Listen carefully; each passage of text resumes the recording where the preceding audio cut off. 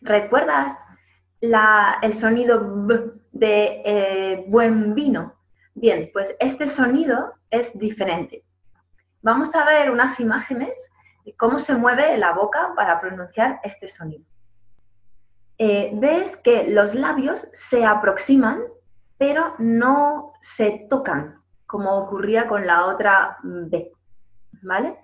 Puedes ver que el aire pasa por el espacio que hay entre los dos labios. Y además las cuerdas vocales vibran.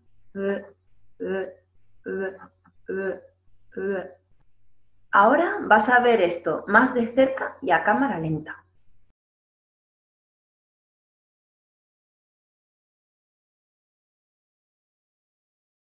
Ahora escucha atentamente y mira cómo se mueve la boca en los siguientes ejemplos. Había, huevo, mar bravo, el velo, alba, nos vamos, mis bienes. Bien, ahora vas a ver estos ejemplos a cámara lenta y más de cerca.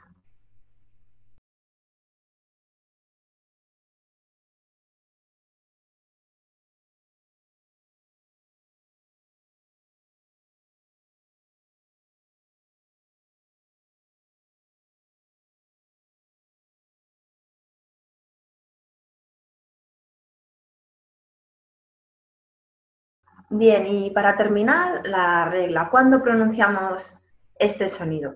Pues cada vez que la B y la V se escribe entre vocales y también después de consonante, excepto N y M. Bien, eso es todo. Espero que te sea muy útil. Un saludo y hasta pronto.